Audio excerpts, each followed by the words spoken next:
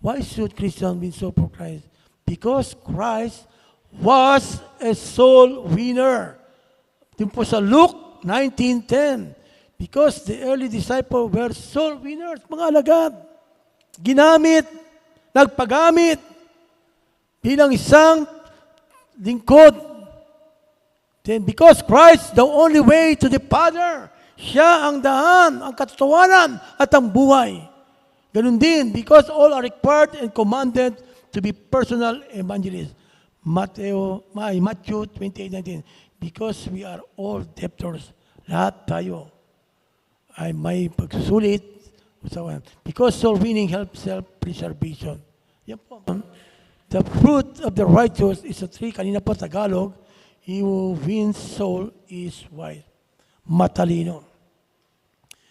Ang matalino ay lalong tatalino. Ang mangmang ay lalong siya po. Kung nais natin maging matalino, seek God. Put God first. Obey. Unahin natin ang Diyos. Seek God first.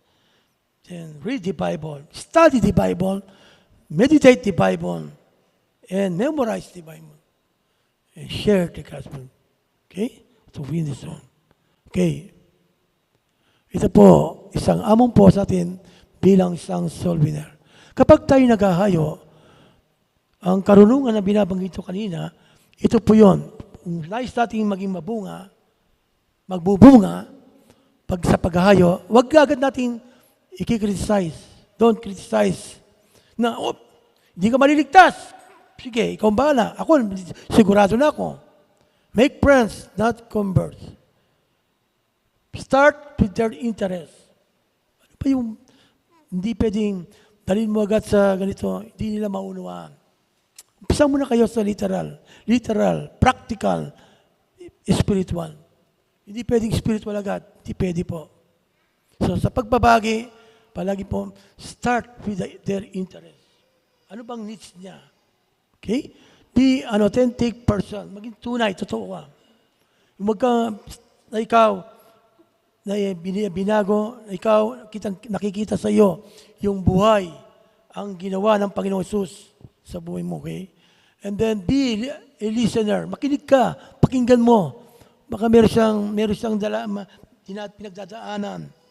Hindi pwede yung pabanatan mo agad sa Word of God. No.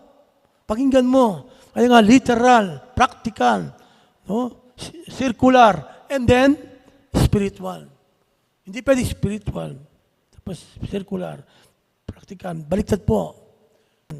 Unti-unting naantig ang puso nila habang sinishare mo. Keep your best first impression. Hindi yung pambobola. First impression, alam mo kapatid, bakit tayo nabubuhay sa mundo ito? Mahal na mahal tayo ng Diyos. Yung iba, nakita mo, hindi na ay oo nga. Bakit ikaw, binigyan ng trabaho? Mahal tayo ng Diyos. Okay? Yung katawan, kalusugan, biyaya ng Diyos. Okay? Remember their names. Yan, papangalan. Ask questions. Give importance to people. Importante po rin sila. Huwag po natin sabihin, walang alam yan. Di marunong yan. Ano po? Bigyan po natin halaga. Ano po? Kahit ano pong itsura niya, kahit anong kalagayan niya, estado niya, bigyan po natin halaga. Yung bang pinibigyan natin, paano pinibigyan ng halaga? Kahit di po siya nag-aral, pero importante siya, binabanggit mo. Nina-appreciate mo. Yung kanyang pagtanggap, pakikinig. Okay? And don't argue with unbelievers. Yan po, yung method, effective soul winner. Okay? Kaya kanina, ang bunga, paano ka magbubunga, paano manatili ang bunga kung yan ay hindi mo nai-apply, ay hindi nakikita bilang isang soul winner.